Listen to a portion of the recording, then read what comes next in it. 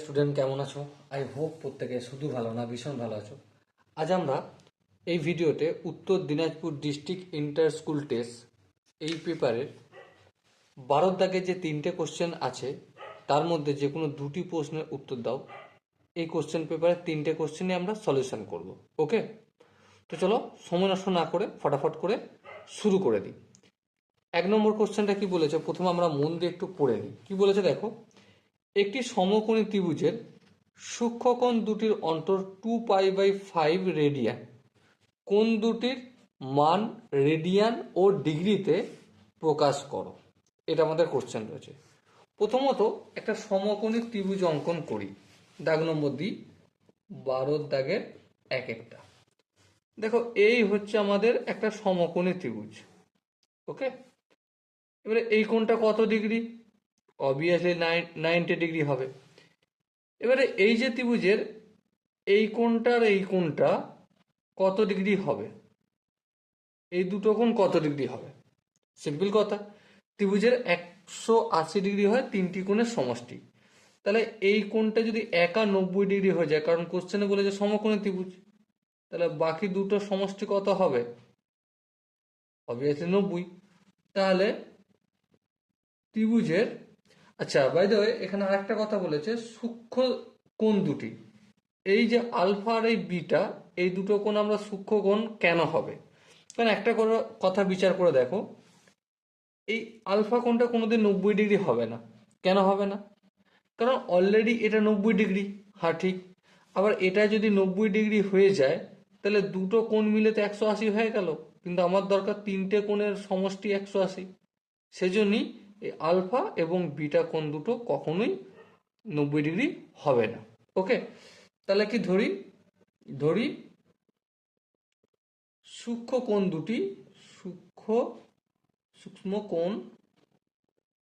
দুটি হলো আলফা ও বিটা। বেশ, এবারে আলফা আর বিটা এদের দুজনের অন্তর কত বলেছে? অতএব অন্তর বলেছে দেখো কোশ্চেনে 2π/5, মানে alpha minus beta equal to কত? 2π/5। বেশ, দেখো পাইটা যদি আমরা হটিয়ে দিই তাহলে 2 × 180/5, এখানে ডিগ্রি। বেশ, এবারে দেখো একটু যদি ক্যালকুলেশন করি, 5 এককে 5, 3 5 15, 16 17 18, 3 5 6 30 36। So alpha minus beta equal to কত পেলাম? 2 × 36 সমান কত? Obviously 72 degree. এটা হচ্ছে আমার 1 নম্বর ইকুয়েশন। এবার দেখো এই যে সূক্ষ্মকোণ দুটো আলফা বিটা এদের সমষ্টি কত হবে? Obviously alpha plus beta 90 degree হবে। কেন 90 ডিগ্রি? কারণ এই কোণটার মান 90 ডিগ্রি, অবশিষ্ট এই দুটো কোণের সমষ্টি তো 90 ডিগ্রি হতেই হবে, না হলে তো 180 ডিগ্রি হবে না, তাই না? তো চলো এবার আমি 1 নম্বর সমীকরণ প্লাস 2 নম্বর সমীকরণ করিয়া পাই। কি পাই লক্ষ্য করো, প্রথমে alpha minus beta equal to 72 degree, আর alpha plus beta equal to 90 degree করলাম। এবারে যদি ক্যালকুলেশন করি, minus beta plus beta cancel out হবে, এখানে একটা আলফা এখানে একটা প্লাস আলফা, তাহলে কত হবে? 2 আলফা ইকুয়াল টু 90 আর 72 যদি যোগ করি 162 ডিগ্রি হবে। বেশ, তাহলে আলফার মান কত পেলাম? আলফার মান পাবো আমি 162 ডিভাইডেড বাই 2, মানে 81 ডিগ্রি। বেশ, তাহলে আলফার মান পেলাম 81 ডিগ্রি। তাহলে এখানে আমরা অতএব বিটা ইকুয়াল টু কি লিখতে পারি? বিটা ইকুয়াল টু লিখতে পারি 90 ডিগ্রি মাইনাস আলফা। কারণ দেখো এখানে সমীকরণটা আলফাটা অপোজিট দিকে গেলে কি হয়ে যাবে? মাইনাস হয়ে যাবে, তাই না? তো সেটাই করলাম আমি। তাহলে 90 ডিগ্রি মাইনাস আলফার মান হচ্ছে 81, এই 81 ডিগ্রি করলাম। সো আলটিমেট কত আনসার আসবে? বিটার মান 9 ডিগ্রি। ওকে, আই হোপ এই কোশ্চেনের কনসেপ্টটা বোঝা গেছে। এবার যেহেতু বলেছে কোন দুটির মান রেডিয়ান ও ডিগ্রিতে প্রকাশ করতে বলেছে, অতএব আলফা এর আলফা এর এই যে ডিগ্রি, এটা হচ্ছে কিসে? ডিগ্রিতে রয়েছে, ষষ্ঠিক পদ্ধতিতে মান। তাহলে ডিগ্রিতে মান 81 এবং রেডিয়ান মান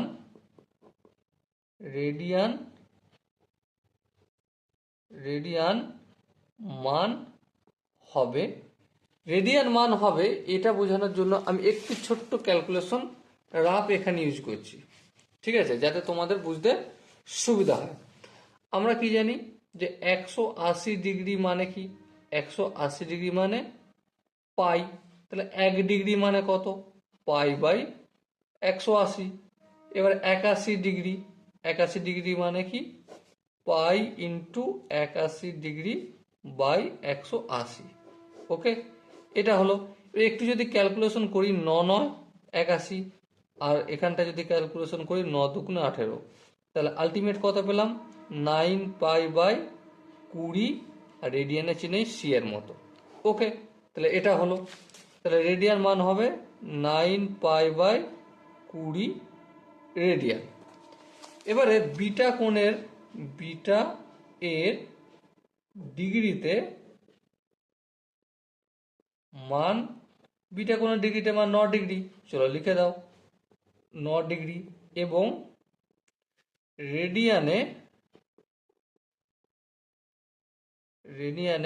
হবে, রেডিয়ানে কত হবে? চলো একই সিস্টেমে কাজ করব।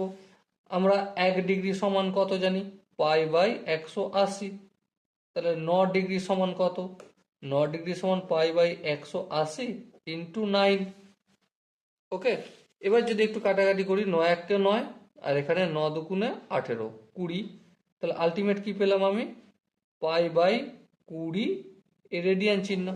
বেশ, তাহলে এটা এখানে লিখে দেবো যে সমান পাই বাই 20 এই রেডিয়ান চিহ্ন। ব্যাস, দুটো কোণের মান আমরা পেয়ে গেলাম এভাবে। So dear student, I hope এই কোশ্চেন দুটোর প্রতিটা কনসেপ্ট তোমাদের বোঝা গেছে। যদি কনসেপ্ট বুঝতে কোনো জায়গায় অসুবিধা থাকে, ডাউট থাকে, কনফিউশন থাকে, কি করতে হবে? কমেন্ট সেকশন তার জন্য খালি আছে। আর এটাও জানাতে ভুলো না যে তুমি কোন জেলা থেকে এই ভিডিওটা দেখছো। ওকে, চলো নেক্সট আমরা 2 নম্বর কোশ্চেনটা আলোচনা করব। 2 নম্বর কোশ্চেনটা আই হোপ স্ক্রিনের ওপর প্রত্যেকের দেখা যাচ্ছে, তাই না? কি বলেছে দেখো, cot theta equal to X by Y. কি বলেছে? cot theta equal to X by Y, এটা আমাদের দেওয়া আছে। আর কি নির্ণয় করতে হবে? নির্ণয় করতে হবে X into cos theta minus Y into sine theta divided by X into cos theta plus Y into sine theta. এটা কার সঙ্গে সমান? এটা হবে আমাদের X square minus Y square by X square plus Y square হবে। এটা আমাকে প্রমাণ করতে হবে। তাহলে চলো প্রথম আমি এখান থেকে কাজ শুরু করি। কি কাজ? দেখো, প্রথমত cot theta equal to X by Y আছে। বেশ, এবারে আমি যদি বাম দিকটা cot স্কোয়ার থিটা করি, তাহলে ডান দিকটাও করতে হবে। হ্যাঁ, তাহলে এক্স বাই ওয়াই তার হোল স্কোয়ার করলাম। বলো অসুবিধা কি আছে? আই হোপ এই জায়গাটা বুঝতে কোনো অসুবিধা হওয়ার কথা নয়। চলো নেক্সট স্টেপ করি।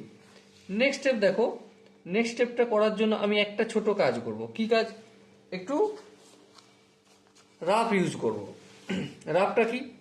আমরা একটা ফর্মুলা জানি ত্রিকোণমিতির, সেটা হচ্ছে cosec square theta minus cot square theta equal two 1। বলো এই থিওরিটা কি আমরা জানি? আই হোপ আমরা এটা প্রত্যেকে জানি।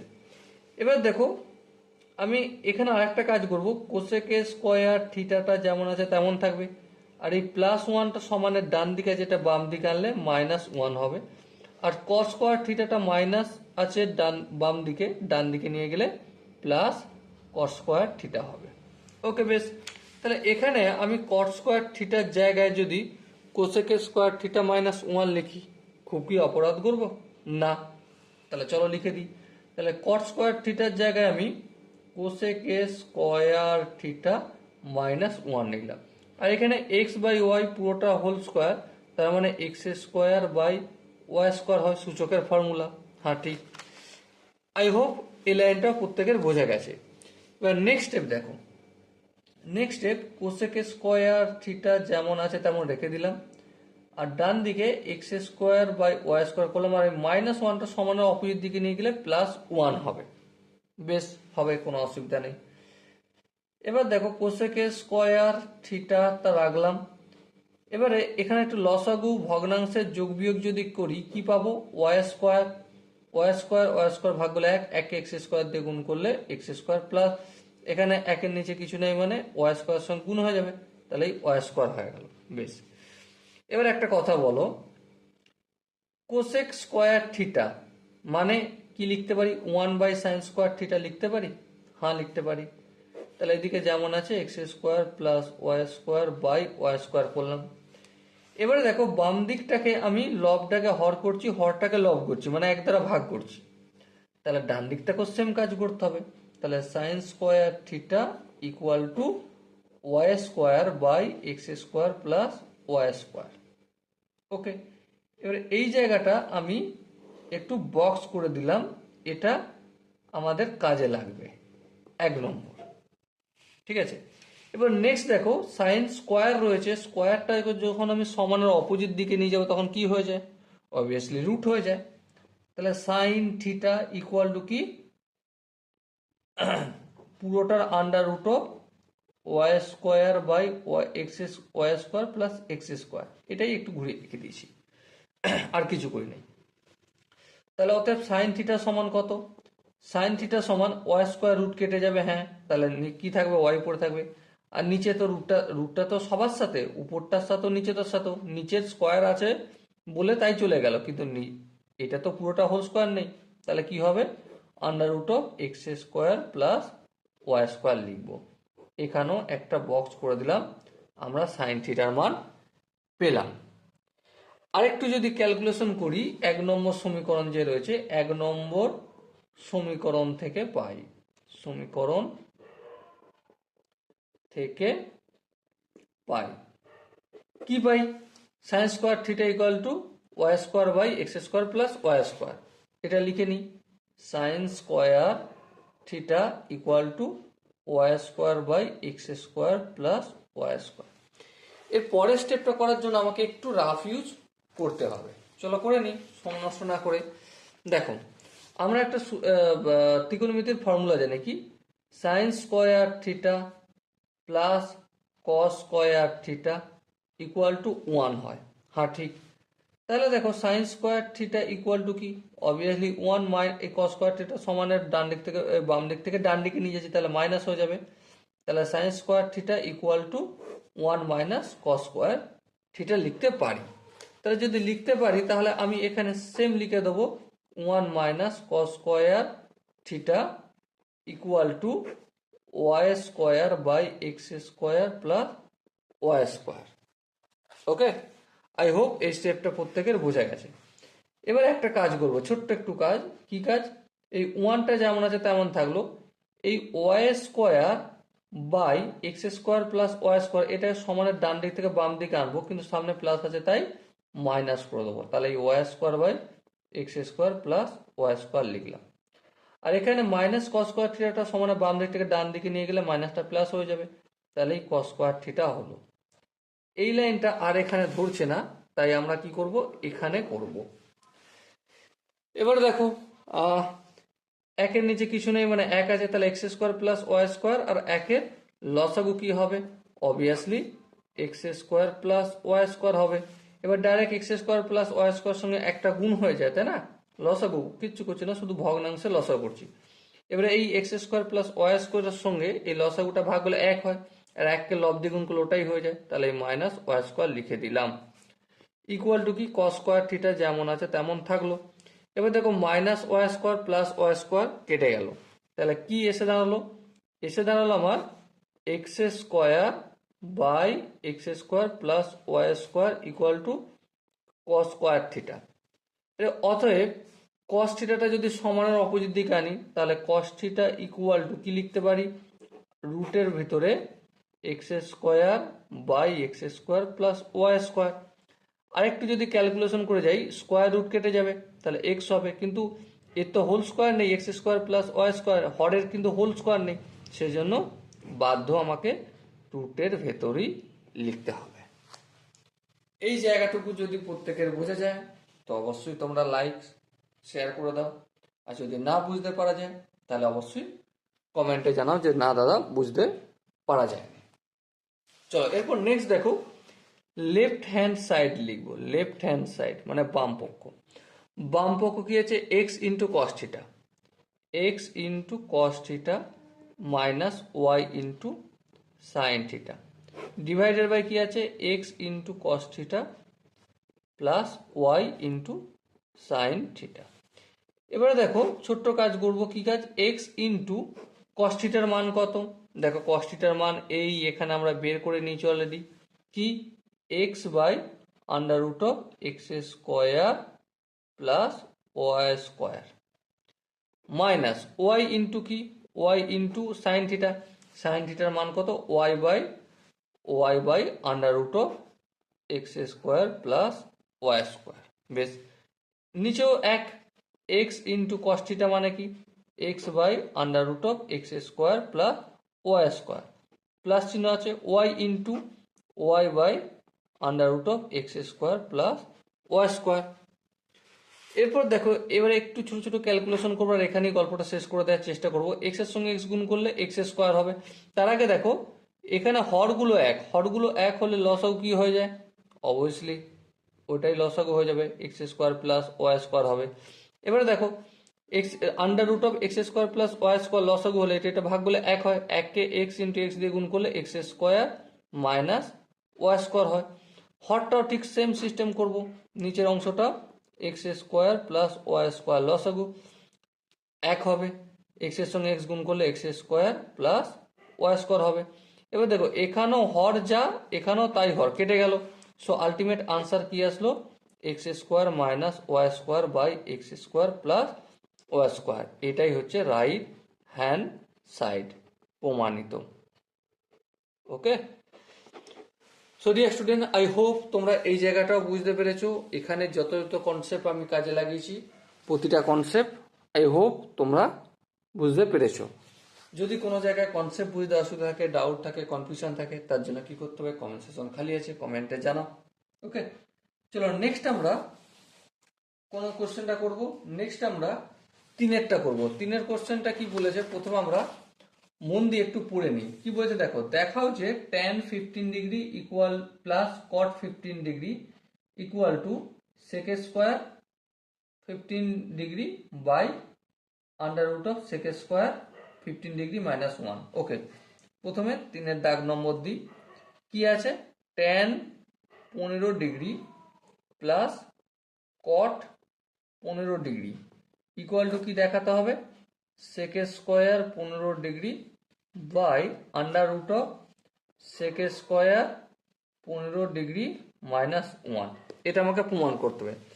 প্রথমে আমরা লেফট হ্যান্ড সাইড থেকে কাজ শুরু করব। দেখো কি আছে, tan 15 degree plus cot 15 degree. tan 15 ডিগ্রিকে আমি tan 15 ডিগ্রি রেখে দিলাম, কিন্তু কটটাকে আমি 1/tan করতে পারি, অনন্যকের ফর্মুলা। হ্যাঁ, এবার দেখো এর নিচে কিছু না, মানে এক আছে, এক আর tan 15 লসাগু অবভিয়াসলি tan 15 হবে, তাহলে এই tan 15 ডিগ্রি লিখলাম।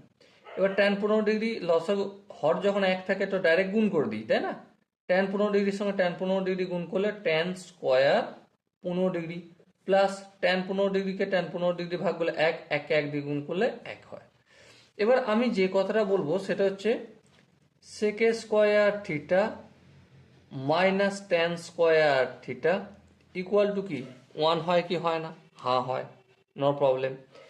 এবার দেখো sec square theta equal two এই মাইনাস tan স্কোয়ার থিটা যদি সমানের অপোজিট সাইডে নিয়ে যাওয়া হয় তাহলে কি হবে, তাহলে 1 প্লাস tan স্কোয়ার থিটা হয় কি হয় না, হ্যাঁ হয়। এটা একটা আইডেন্টিটি পেলাম।